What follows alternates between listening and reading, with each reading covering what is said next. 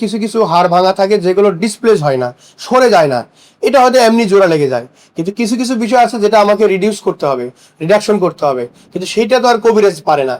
অর্থোপেডিক্সের একটা ভাষায় আছে ফ্র্যাকচার অফ নেসেসিটি, যে বিষয়গুলো ভাঙলে অবশ্যই অপারেশন লাগবে, তো এইটা তারা আইডেন্টিফাই করতে পারে না। তখন দেখা যায় যে রোগীর উপকারের চেয়ে অপকারটাই বেশি হয়। সেক্ষেত্রে একটা সিম্পল ভাঙা সুপ্রাকন্ডালের ফ্র্যাকচার, সেটা আমরা প্লাস্টার দিয়েই হয়তো চিকিৎসা হয়ে যেত, কিন্তু সে এটাকে করতে গিয়ে দেখা গেল যে তার কম্পার্টমেন্ট সিনড্রোম হয়ে গেল। অনেক ক্ষেত্রে হাত পচে যায়, হাত কেটে ফেলতে হয়, তার রক্তনালী রক্ত চলাচল বন্ধ হয়ে যায়, যে কারণে একটা মানুষ পঙ্গুত্ব বরণ করে। আমাদের দেশের মানুষেরা এখনো অসচেতন আছে অনেকেই, বিশেষ করে গ্রাম অঞ্চল অথবা শহর অঞ্চলে অনেকে সচেতন মানুষও বিভিন্ন কুসংস্কার বিশ্বাস করে।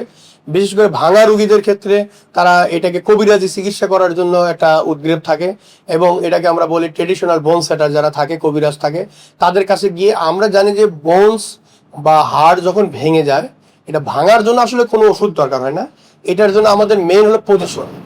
আমরা একটা হাড়কে যে পজিশনে তার থাকার কথা অ্যানাটমিক্যাল, এই পজিশনটা যদি মেনটেন করি তাহলে হাড়টা কিন্তু একা একাই জোরে লেগে যাবে। কিন্তু এই পজিশনিং কিংবা ডিসপ্লেস থাকলে সেটাকে রিডিউস করা, সেটাই হলো আমাদের মূল লক্ষ্য।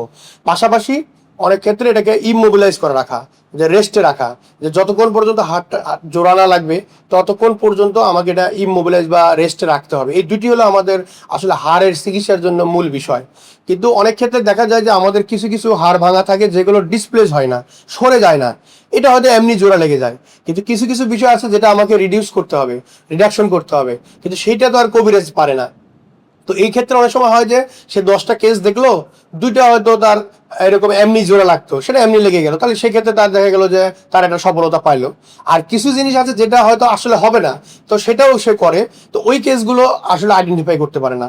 যেমন আমাদেরকে অর্থোপেডিক্সের একটা ভাষায় আছে ফ্র্যাকচার অফ নেসেসিটি, যে বিষয়গুলো ভাঙলে অবশ্যই অপারেশন লাগবে, তো এইটা তারা আইডেন্টিফাই করতে পারে না। তখন দেখা যায় যে রোগীর উপকারের চেয়ে অপকারটাই বেশি হয়। তো এই জন্য আমাদের মানুষের প্রতি আমাদের ওদের আহ্বান থাকবে যে আপনার একজন অর্থোপেডিক্স কনসালটেন্টের কাছে গেলে অন্তত সে আপনাকে এই পরামর্শটা দিতে পারবে যে আপনার কোনটা অপারেশন লাগবে, কোনটা লাগবে না, কোনটা জটিল, কোনটা সাধারণ। তো এইটা যদি আমরা আইডেন্টিফাই করে থাকি তাহলে অনেক ক্ষেত্রেই আমাদের চিকিৎসা করাটা সুবিধা হয়।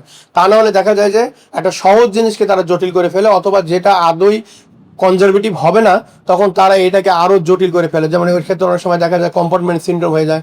সেক্ষেত্রে একটা সিম্পল ভাঙা সুপ্রাকন্ডালের ফ্র্যাকচার, সেটা আমরা প্লাস্টার দিয়েই হয়তো চিকিৎসা হয়ে যেত, কিন্তু সে এটাকে করতে গিয়ে দেখা গেল যে তার কম্পার্টমেন্ট সিনড্রোম হয়ে গেল। অনেক ক্ষেত্রে হাত পচে যায়, হাত কেটে ফেলতে হয়, তার রক্তনালী রক্ত চলাচল বন্ধ হয়ে যায়, যে কারণে একটা মানুষ পঙ্গুত্ব বরণ করে। তো আমাদের জনসাধারণের প্রতি উদাহরণ আহ্বান থাকবে যে আপনাদের মধ্যে যাতে অন্তত এই চিকিৎসার ক্ষেত্রে আপনারা কুসংস্কার পদ্ধতিকে পরিহার করে একজন বিশেষজ্ঞ অথবা অন্তত রেজিস্টার্ড চিকিৎসকের পরামর্শ নেবেন, যাতে আপনাদের অনেক ক্ষেত্রেই ক্ষতির কারণ থেকে তখন আমরা বাঁচতে পারবো। তো এটা আমাদের একটা চ্যালেঞ্জ আর কি অর্থোপেডিক্স। আমাদের অসংখ্য অসংখ্য রুগী আসে এরকম, যে আমরা যখন দেখা যায় যে একটা সিম্পল একটা ভাঙা ছিল তাকে, সেটা হয়তো কনজারভেটিভ এমনিতেই প্লাস্টার করলো, তখন সেটাকে সে হয়তো আমরা গাছ লাগায় আর কি বলে, আমরা যেটাকে বলা হয় কবিরাজির ভাষায়। তো ওখানে দেখা যায় তখন তারা কি করে, ওখানে একটা ইনফেকশন হয়ে যায়, লোকালি ব্লিস্টার হয়ে যায়, এবং অনেক সময় রক্ত চলাচল বন্ধ, যেটা আগেই বললাম যে কম্পার্টমেন্ট সিনড্রোম হয়ে যায়।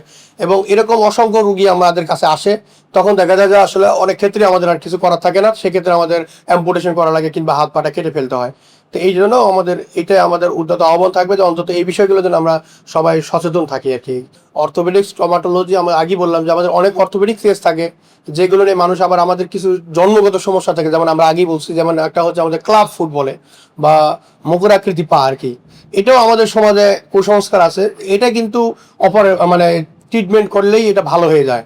আমরা যদি নর্মালি দেখা যায় যে একটা বাচ্চার জন্মের পরে যদি তার পা বাঁকা থাকে, তাহলে আমরা অর্থোপেডিক্স ডাক্তারের কাছে গেলেই সিম্পলি দেখা যায় যে একটু সিরিয়াল প্লাস্টার করলেই অনেক ক্ষেত্রে এটা সমাধান করা সম্ভব। অথবা কিছু কিছু ক্ষেত্রে হয়তো আমাদের একটু ছোট অপারেশন কিংবা বড় অপারেশন লাগে, কিন্তু ম্যাক্সিমাম ক্ষেত্রে আমরা প্লাস্টার করেই এই রোগের চিকিৎসা করতে পারি। কিন্তু আমাদের দেশের কুসংস্কারের কারণে দেখা যায় যে আমরা সচেতনতার অভাবে এই পায়ের আমরা কিন্তু অনেক সময় চিকিৎসা করি না, আমরা অবহেলা করি।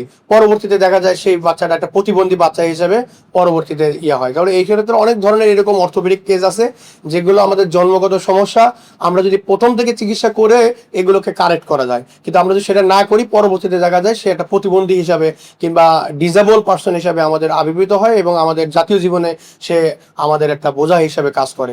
অথচ এটা যদি আমরা সঠিক সময় সঠিক চিকিৎসা করতাম তাহলে সে কিন্তু আমাদের একটা সম্পদে পরিণত হতে পারতো।